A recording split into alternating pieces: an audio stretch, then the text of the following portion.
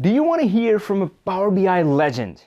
Matt Allington, Power BI superstar, Microsoft MVP, and a close friend, spoke to me from his vacation home in Sydney, and this interview is chock full of good stuff. It'll inspire you, it'll guide you in your Power BI journey. Now, Matt and I will also be at the Microsoft Power BI Summit, Business Application Summit, and we would be presenting a full day session together. So catch us there, say hello, give us a high five, give us a hug. We both would love to meet you there. Now, it's stories like Matt that get me excited. Stories from real people just like you and me using Power BI to make a real impact. These are the Power BI pioneers. Now, if you are a Power BI superhero in the making, make sure to subscribe and click the bell so you don't miss a thing. Let's hear it from Matt. Hey, Matt, how you doing? Hey, Avi, I'm great, mate. Good to see you. Okay, gosh, so I have this drab white background behind me. You're in a more colorful setting. Just tell me about that before we start. Yeah, so this is our little holiday house on the River Murray. It's right down in the middle of the bottom of South Australia. I'll just give you a quick twirl. You can see the river this morning looks beautiful. Nice. So so this is what I wake up to every Beautiful. morning when I take a week's leave. Although, as you would know, it's pretty hard to take a full week off work these days. But sorry about the birds in the background. But yeah, so this is my holiday house. So No, I don't mind the birds what's at the all. time now? It's 8 o'clock in the morning, so it's a beautiful time of the day. Terrific. And I caught a fire pit there and a boating dock. Do you own a boat? Do you? We have a jet ski. So Nice. it's a bit cold this time of year, so it's winter here, of course. So All right. so it's about 7 degrees Celsius, so it's 14 plus 32, about 45 or 46 degrees Fahrenheit. So it's a bit cold to get out on the water this time of year. But All right. yeah, summertime, come Christmas, we're out there on the jet ski having a lot of fun. Yeah. Well, good. Glad you're taking a break. So, gosh, I'm going to take you all the way back. You were Coca Cola BI director. How long had you worked at Coca Cola? Wow, yeah, I was there for 25 years. I used to tell people, I mean, literally, I spent half my life there. Yeah. Although the interesting thing, I guess the reality is I'm actually a low carb guy now. So sugar is completely off of my diet now. So it's all like people catch me and they say, "You're low carb and you used to work at Coca Cola. How does that work?" So but yeah, so 25 years, and I had a great career. I mean, it was a great place to work, and I had every type of job. I was a sales rep. I was never particularly good at that, but I had great opportunities to go through, do different jobs, and I spent 10 years in IT. But the key thing that was consistent through all of the jobs that I had over 25 years is I always loved data. And so data was the tool that I used to be successful. And way back in the day, 25 or now 30 years ago, we had old AS. Well, we lost Matt. He's on a satellite connection, so we'll have him back from his vacation home. I'll just wait for him.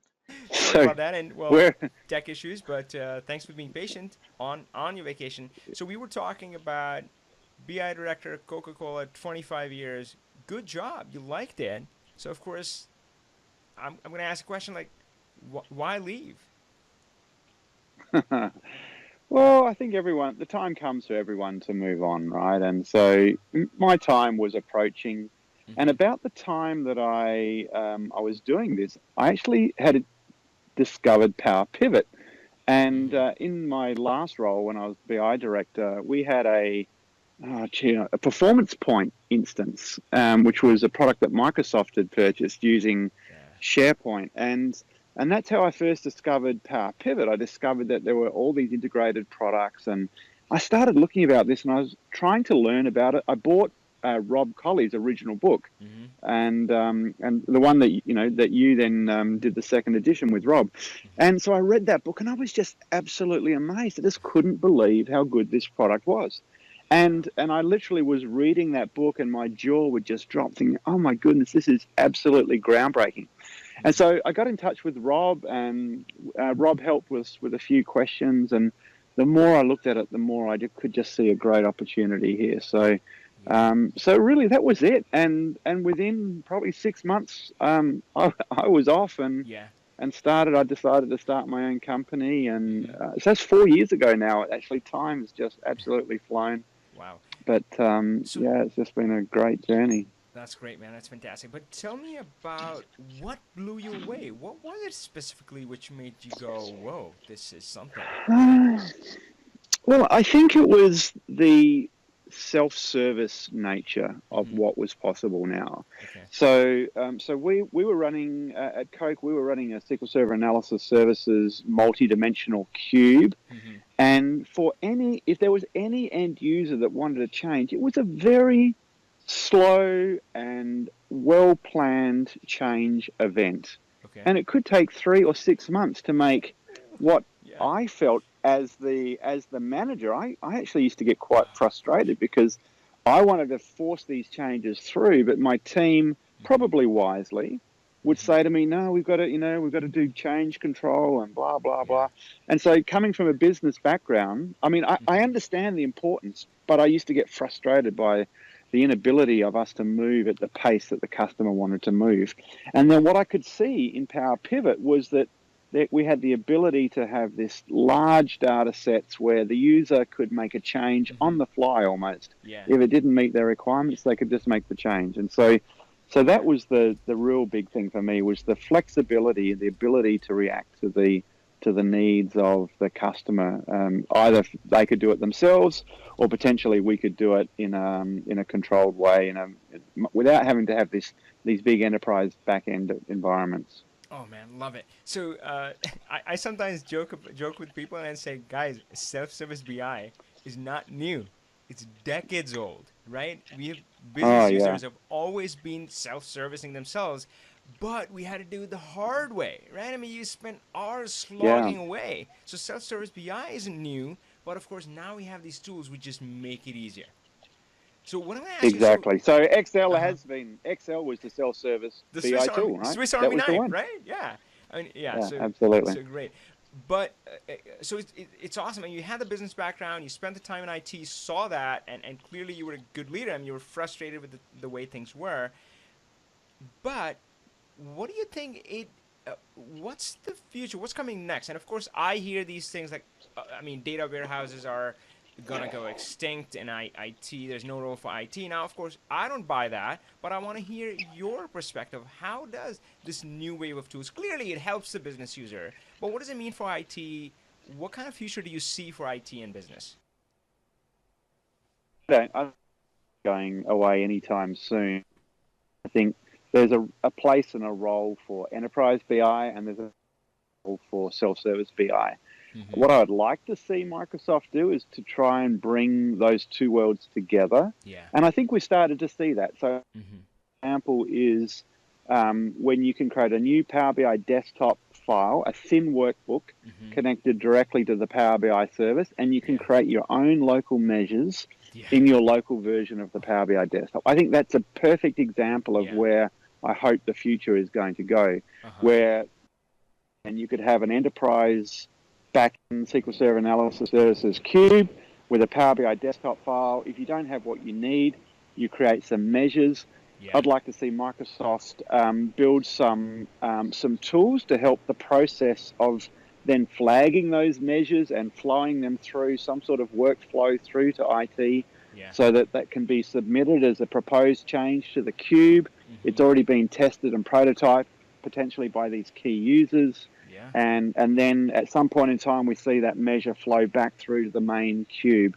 So I think there's definitely a place for enterprise BI, particularly where there's a real-time nature for the data. So Mm-hmm. you've got a high velocity of throughput of data, where one version of the truth is absolutely critical, Mm-hmm. and that is in some places, and it's not in other places. Mm-hmm. So there's definitely going to be a place, but I think the world is going to be different. A few people have a different view to me on this, but I'm not sure about the future of MDX and multi-dimensional cubes. Mm-hmm. That older technology is very IT centric. You have Mm-hmm. to be almost a career MDX programmer if you want to be able to use one of those tools. Yeah. And I think those sorts of things will become less and less pervasive in favor of tabular and whatever the evolution of that is over time. Yeah. The other interesting thing that I have when I teach my classes, and I show people these skills or these tools, and they just go, "Oh my goodness, I'm going to be out of a job." And I always say to them that that's absolutely not my experience, because what happens is people or clients or customers, internal customers, they'll come asking for things that they never asked for before because they didn't believe it could ever happen. And once they get a sense that it's now possible to get more, they'll ask for more. And you'll be busier than you ever have been in your life. True. That's and true. that's my experience. Yeah, I mean, I've seen the same. I mean, you walk into an organization and they're being conditioned not to ask questions. But yeah, you can sometimes exactly. see that change even in the course of a 2-day training. We're like, what about this? I'm like, yeah, keep that going. That's great. So, hey, we heard about your journey leaving Coca Cola, all of this new adventure. And probably the 4 years since then, probably they're like dog years. I'm sure you've like seen a lot of stuff. But I want to kind of fast forward and bring you to where you are right now. Tell me a little bit about the specific challenge. So I know a big part of what you do is kind of training and consulting, but let's focus on training. So what are the things that you see people struggle with, and how do you help them with that when it comes to learning Power BI? No, it's interesting. Okay. So a couple of things. First of all, I'd like to sort of point out that I get actually two types of people coming to my courses. So type 1 is someone who's just discovered Power BI. Typically these days it's Power BI. So early on it used to be Power Pivot, but now it's Power BI. They've just discovered Power BI, maybe because the organization is about to deploy it, maybe because someone in the organization has been an early adopter, and they want to learn. They really don't know anything. There's another type of person that maybe discovered it 6 or 12 months ago, and they've been making progress. They've been self-taught, but they get stuck, and it gets to a point where they really just can't progress because they figure there must be something more to this, because there's something that I'm missing. And so I help both of those groups of people, of course, because they all come to my course. But what I find is that it's difficult to make a move from an Excel world. Now, when I say Excel world, an Excel world is a two-dimensional space, columns and rows, where the intersection of every column and row is a unique whole that you can put anything that you want, a scalar value, exactly right. And now that world is a complete open canvas. You can do what you want. Now, the downside is that it's a complete open canvas and you can do what you want. Right? So it's bittersweet. Now, when people make the move, when I say people, when business people who have lived in that world all their life make the move to Power BI, they're moving to a database world. And little things like having to comprehend your data as a table, which is a two-dimensional object, but you can't reference the cell using a column row reference. There's no logical order for the data. The data is just the data. You've got all the numbers in a column. You can add them up, but you can't refer to the third row and take that number and then add it to the number in the sixth row. You have to think differently. And that's the hardest thing that people take to get their head around. And so that's what I focus my training on, is really helping those Excel people make that transition so that they understand the difference. No, that's really cool. I want to dig a little bit deeper on when you said there are two types of people. One, it's 6 months to 12 months, they've been working on this and they're frustrated. What are the kind of things that you hear them saying when they're in that? A very common thing I hear is that, I wrote this formula. It's, they always start with a calculate and then something, and then they write a formula and then they push the button and they cross their finger. Hopefully this is going to give me the right answer. And it's sort of a bit of a peck and hope sort of thing. And so, yeah, exactly. Answer my prayer with hopefully I'll get this right. And so DAX is an interesting language because there's lots of content on the web and you can copy and paste formulas and modify them. I mean, you'd be familiar, maybe the readers are familiar with daxpatterns.com. Our friends, the Italians, got some fantastic content out there. And, I've personally gone on and copied that content without understanding in any depth what's going on, and it's just worked. And so you can get a long way actually without understanding what's going on in a lot of depth. But if you want to be good, and this is the other thing I tell my students, anyone can drag a column, anyone can open up Power BI, grab a column, quantity, drop it into a visual and get the total quantity. That's easy to do. Yeah. But if you want to do something more complex than that, then you have to start with the DAX language. You've got to learn to write a formula. Otherwise, you can't make columns work together. You can't take quantity times price, for example. Now, more recently, there's been quick measures, and you can make progress with quick measures. Quick measures, in a way, is a bit like the macro recording engine, where you can actually build a measure, and then from there, you can go in and edit the measure and enhance it and learn as you go. Yeah. So I think some tools like that are very useful. Yeah, so it's certainly about the level you want to play at, right? I mean, if you want to just get started, there's a lot you can do in Power BI. And yeah, just not get into the nitty gritty. But if somebody who's serious about this, right, and want to build, especially if you want to build models for a living, you know, you just need to dive deeper. So I know we're gonna be doing a session together at Data Insights Summit and focusing on this thing, where we're gonna peel back the covers. We're gonna say, yeah, if you're in that state, if you're getting stuck. So just tell me a little bit about that. What are the different things that you plan to cover in that session, or the things you generally cover when you're doing your own training? Yeah, I'm really looking forward to that. Actually, Avi and I, you remember Avi? We did a session at PAS Summit a couple of years ago, maybe 3 years ago, something like that ago. So that was fun. But yeah, so at this the session that we're going to be doing in July. So yeah, of course, Avi, you're going to be covering the that Power Query in the M language, and then I'm going to be doing a session on DAX. And, you know, I think from my perspective, I'm certainly looking at people that have started that journey themselves, but maybe they're stuck and they just want to learn a little bit under the hood. So I'm not going to get as technical as the Italians. So, you know, I've been to a few of Marco's sessions and I love it, but I'm ready for that depth of content because I think I've got a solid foundation learning from you know, Rob and, you know, the colleagues in the community over an extended period of time. But the session that I'm going to be doing is more for these people that have started themselves, but they're missing something. So I'm going to be covering the fundamentals about tables, table types. I mean, there's 2 different types of tables. Now, many people, in fact, I could argue there's 3 different types of tables. There's lookup tables, data tables, and disconnected tables. And many people don't understand that. And if you don't understand the difference and the implications of the difference, then you're not going to be able to make progress. And so the difference, you know, the one-to-many relationships and how they work, and the fundamentals of filter propagation and how it works and why it works. So a lot of focus on why and how things work, so that I'm a real believer if you understand how something works and why it works, from there you can then launch and grow and be stronger. So I'll be covering context transition. I'll be covering the variable syntax in DAX.